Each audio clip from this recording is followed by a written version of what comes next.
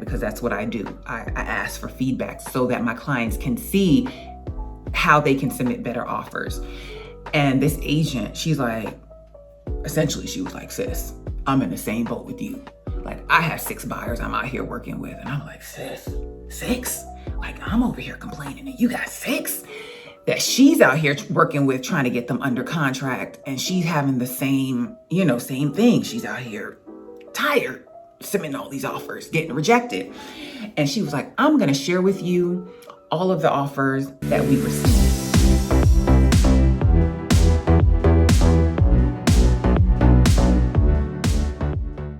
Hi, it's Natasha Bazil with SoldByNat.com, associate broker with Virtual Properties Realty. On my channel, I make weekly videos and I talk about moving to Georgia, life in Gwinnett County, and a variety of real estate topics for sellers, buyers, current and future homeowners, as well as content for realtors.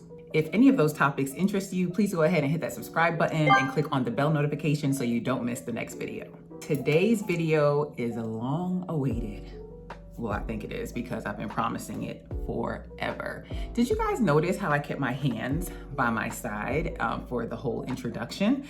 Yeah, that's probably not gonna happen again. But anyway, today's video I have been promising you guys in previous videos, and I'll include them here. Cards will be in this video. They'll also be in the description box where I've talked about this market and how this market has been.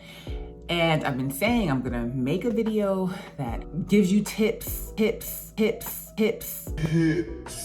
how to get your offer accepted, strategies that are winning. This is that video. But before we get into that video, I got a gift. It's kind of heavy.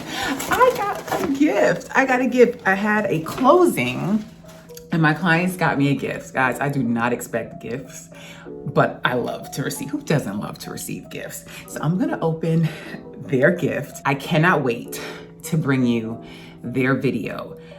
Okay, first of all, I already recorded a video like a long time ago when they first went under contract. I did a community tour. It was Preserve at Cedar Lake.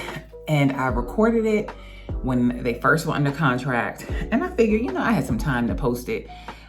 By the time I was gonna post it, the community sold out. So then I'm like, does it even make sense to post it? I may or I may not post it just so you can see the model home, the floor plan, because you can get that floor plan built somewhere else. So I guess it does make sense to post it. So I may still go ahead and post that, but I'm definitely gonna do a video with the couple because I want you to see the realness of building new construction.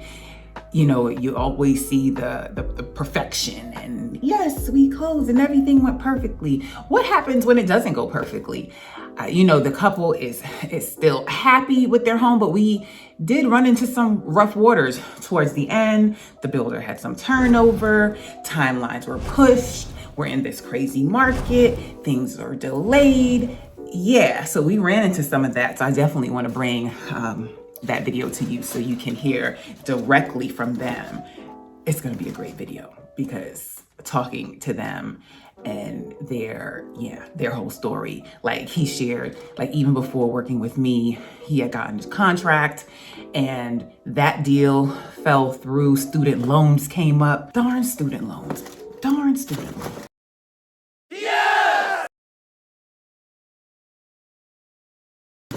Go ahead and hit that subscribe button so you do not miss that video. So let me go ahead and open their gift real quick because I'm so appreciative for them thinking of me. And I did open this before, but I still have to do it on camera. So the first thing I'm gonna show is this wine. And yeah, I already opened it. I opened it on Friday. It's so sad. Listen, I look so forward to opening this on Friday. Like, I still have the wrappings on my office desk. I literally pulled it out like Friday. TGIF could not come quick enough. I took a picture and I sent it to them. Like, yes, I didn't do too bad, right? Yeah. But yes, she told me that all of these gifts came from Louisville. So yeah, it's so sweet. So sweet red wine, and if you guys are, interested, check out these brands. And this was really neat. Heal the world, cook dinner tonight. And I'm gonna put the links or the information to these companies in the description box if you're interested in checking them out. But this is so neat. I read the story of these companies, the stories behind the companies. But look, seasonings. I got hot curry, barbecue, jerk, and adobo. Okay, hook me up. Oh my God. Two together. I just need the whole meal though. So Marian, we gonna hook? No, I'm just kidding. Okay, I'm gonna take care of cooking the meal. Okay, and then how cute is this? Oh, it'd help if I turned it around, right? So Bluff City Soap, bluffcitysoap.com. Y'all are getting a real estate video and the whole unboxing at the same time. Whose channel can you go to for that? Look at the soap. They smell so good. Okay, this one is called Love Potion. And it has a little tray for the soaps and a little bag. This one is called Rose. And this one is called, I'm gonna mess this up, Fresh Henny. We're gonna go with Henny. And then this one is a bath truffle. It smells so good. So thank you to Chuck and Marian for this beautiful gift. Shout out to them on the closing of their home, and they should be moving in or about to move in. But yes, shout out to them. Stay tuned for their video, and let's go ahead and get into today's video. Okay, ways to submit a strong offer. Not on this list, but I'm just gonna go ahead and tell you guys. Some of you are not getting your offer submitted because your agents don't follow direction. Seriously. I listed a property on Friday morning. By Friday evening, like I said, I had to grab that bottle of wine. I just needed to shut down. These agents just don't follow directions. I put offer instructions. I put instructions in the MLS. And still, all the calls, all the text messages, guys, just follow the instructions. So yes, I'm telling you right now, some of you guys are not getting your offer accepted because your agents don't follow instructions. There are instructions in the offer instructions that tell them submit these type of forms. This is what we're looking for earnest money. This is what we're looking for close date. This is what the seller's looking for. They're not doing it. So, nugget. You may need to vet your agent a little better. Now for my tips. Ways to submit a strong offer. I have 11. We're gonna run through these, and as the market is changing, this is changing. I did this video and the market, I wanna say that was early 2020. And at that time I was strong in those things that I recommended. And now we're in mid 2021 and this list has evolved greatly. So let's start. Number 1, submit a letter to the seller.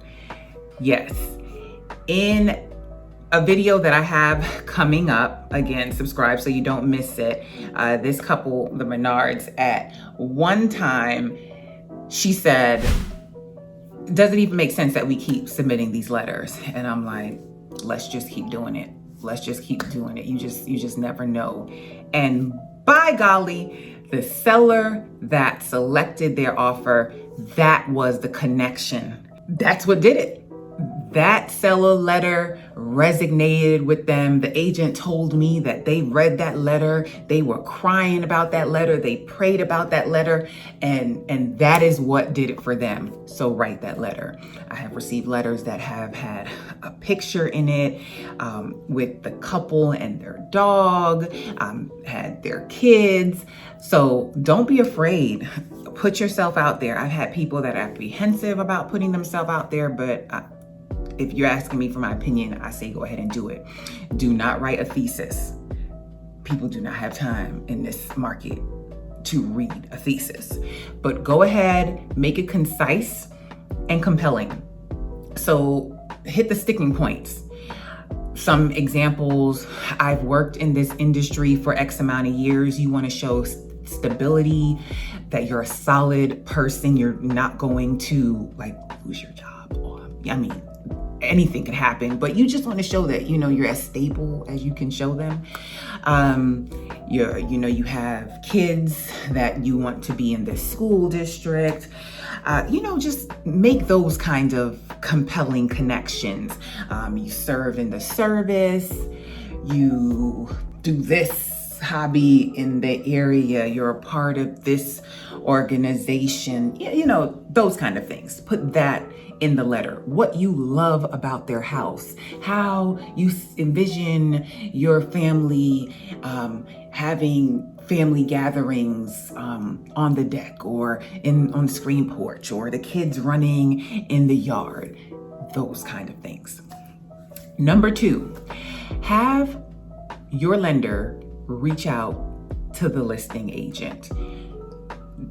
Okay, don't have them harass them, but if your lender can reach out and, just shoot them an email, a text message. Hey, I'm the lender for such and such. I know they submitted an offer. They are fully approved. They're solid. They're good to go. Contact me if you have any questions. Mind you, this is in no specific order, and I probably should have had this under something else, but nevertheless, that speaks volumes because that shows that the lender is available, and that shows that they're going to be responsive, and they are also vouching for you. So that's number 2. Number 3, purchase price. You have heard me say this over and over again. Purchase price over asking. Like, it is what it is. Like, there is just no room for negotiation. We are not doing below asking price offers unless the home has been sitting on the market. If the home has been sitting on the market and time has been going by and this home is still sitting there and it needs a lot of work, those are the type of homes that you can have those conversations with your agent. But if it's the home that just hit the market, highest and best due, multiple offer, shows well, don't do it. Do not shoot yourself in the foot by trying to submit asking price or below asking price. Like, do not waste everybody's time by doing that in this market. Okay, so guys, and I had another agent ask me the other day, she's like how much over asking? I may or may not put this in here because this is like a gem that I share with my clients. And I don't know that I'm going to put it out there, but essentially I submitted an offer for a client that did not get accepted. And I asked the agent and I was like, hey, can you give some feedback? Because that's what I do. I ask for feedback so that my clients can see how they can submit better offers.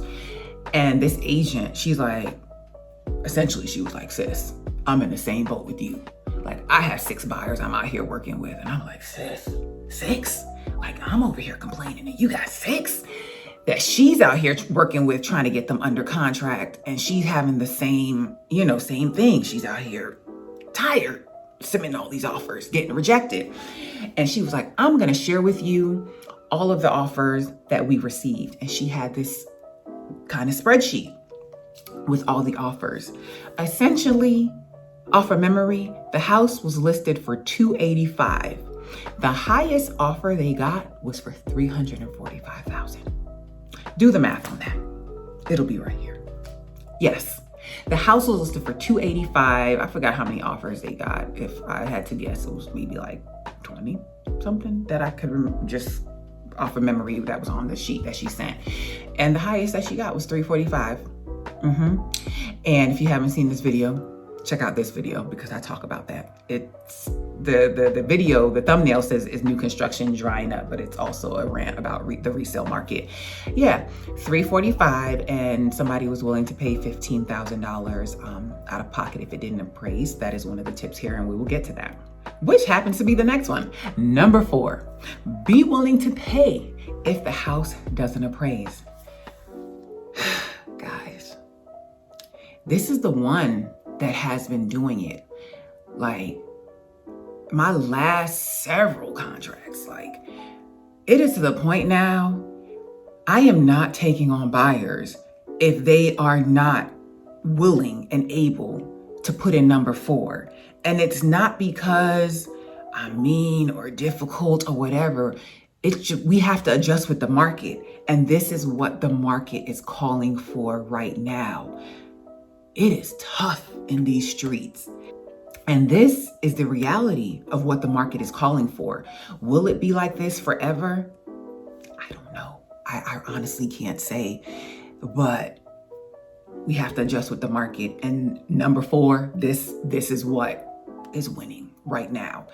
Be willing to pay out of pocket if the house doesn't appraise. How much? How much are you comfortable with doing? So essentially, you're putting a stip in the contract that says, if the house doesn't appraise, buyer is willing to pay X amount out of pocket. Make sure your agent puts in this key term, not to exceed the purchase price. If they don't put that key term in there, you could essentially be paying more than what you offered or intended. And yes, just make sure that stipulation is worded correctly.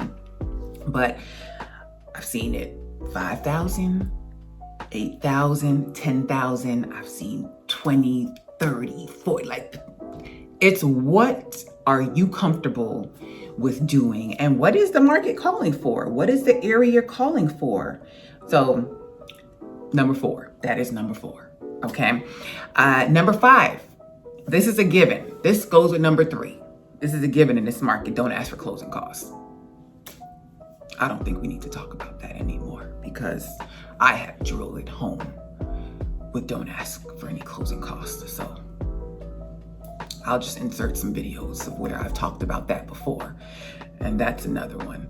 Like, that's another one. I'm also not taking on any clients. Like, if you're asking for closing costs, like, this is not the market for you. Like number 3, 4, and 5, like these are givens in this market. Like, they're not even optional.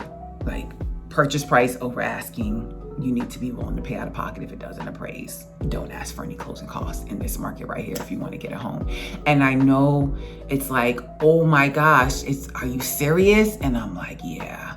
Like, if we talked 2 years ago, I almost want to say a year ago, but like this has been going on for a while. Like since COVID hit, I know like a lot of people thought, oh, COVID hit, the market's about to drop. Like, no, the opposite happened.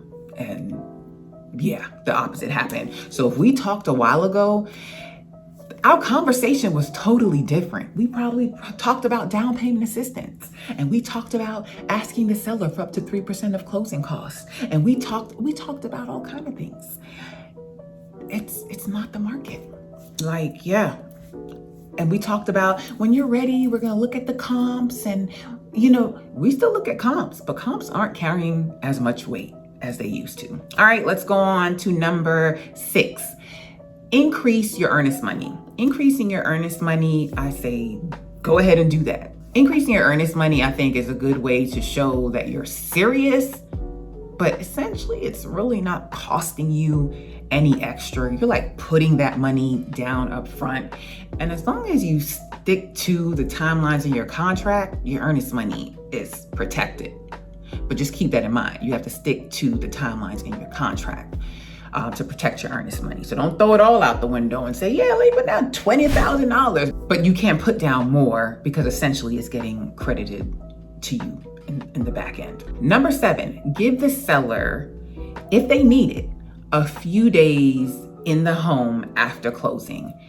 That's a help to them. So be a little flexible with that. And for some people, they may cringe, like, what happens to the house? What if something happens to the house? Like, there's a form in there. I cannot remember the exact name of the form, but it's a form. It's a form that we put in there. What is the number of the form? I'm not gonna make it up. I'll put it in here somewhere. But if you can either get possession at closing, or the seller can retain possession after closing. And then you guys just agree how many days after and at what time. And then on that form, it lays out like it's CYA. Because if anything happens to the house while the seller is in it, it's your protection. And if they don't get out by that time, there's a dollar amount you put in there that they will be charged. So normally people are respectful and they get out. But I'm sure somebody has a story or something, but it's very, very, very rare. I'm gonna say it's very rare. I've never had a case where a seller has not gotten out. If you have, drop a comment down below. But that can be a way to get your offer accepted or make your offer more appealing, especially in this market where sellers can sell quickly, but when it comes to them finding a home, that's taking them some time.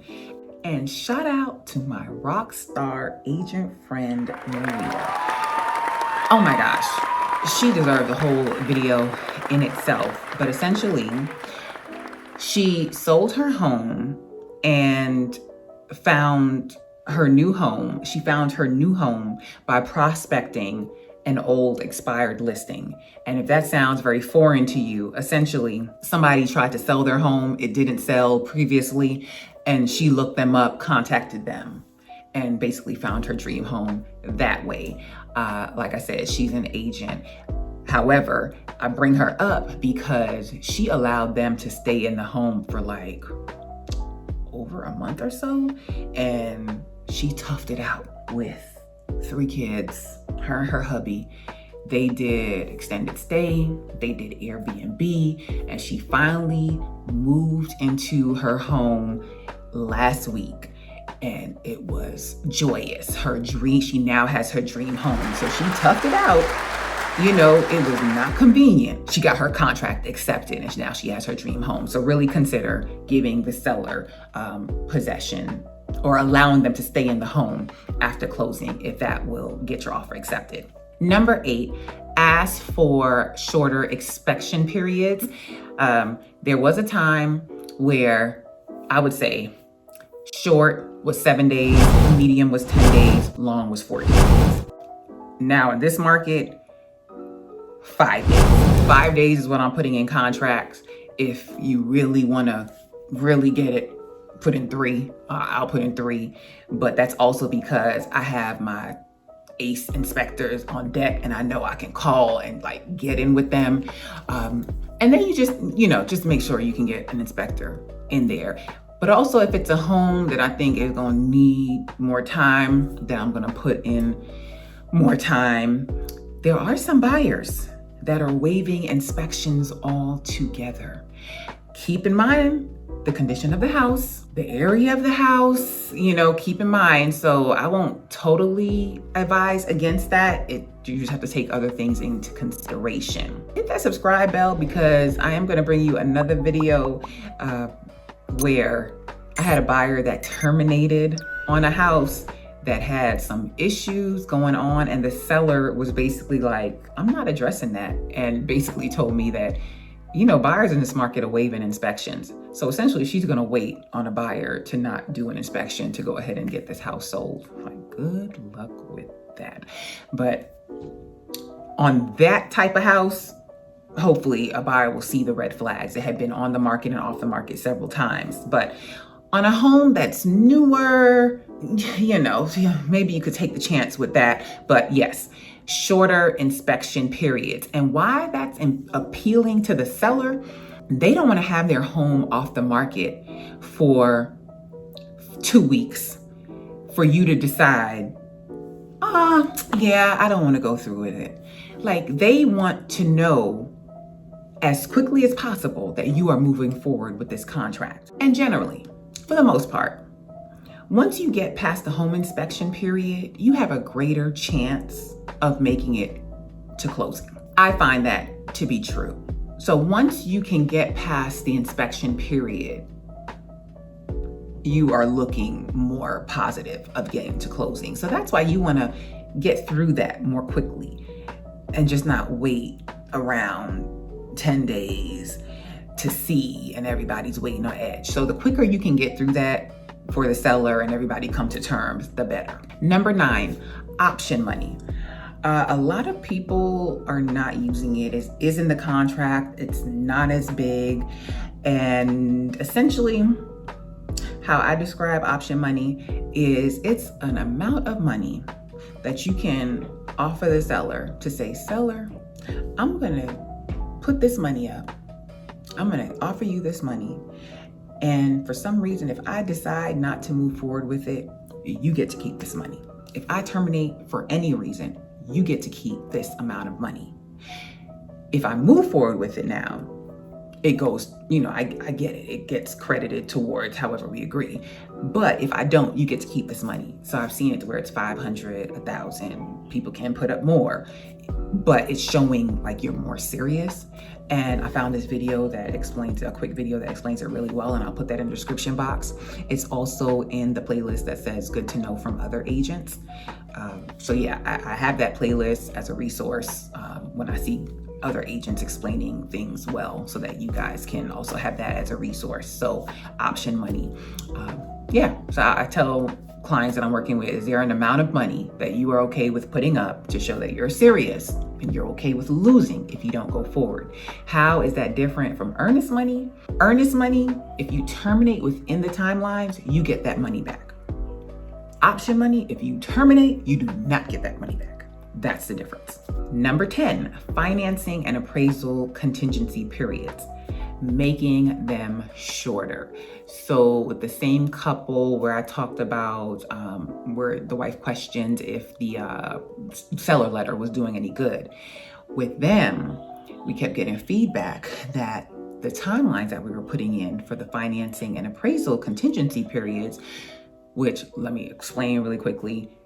Basically, a protection that you have in the contract is the lender has X amount of days to fully approve your loan, the financing contingency, and X amount of days to do your appraisal.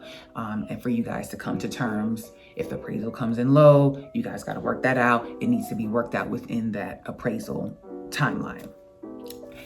We were putting in 21 days, 18 days. Some agents try to put in 30, put in long time periods. Now, shorter the better for the seller. They want to see shorter time periods. So thankfully, these clients, they listen to my advice. I'm like, listen, we have to go to lenders that can be more competitive. Check out this video where I talk about that. Lenders that can be more competitive, they can process your file quicker, they can get the appraisal done quicker, they can get your approval done quicker, so that we know we're good to go. So we switch to a lender that can close in 2 weeks. You don't have to close in 2 weeks, because closing in 2 weeks may not work for the seller.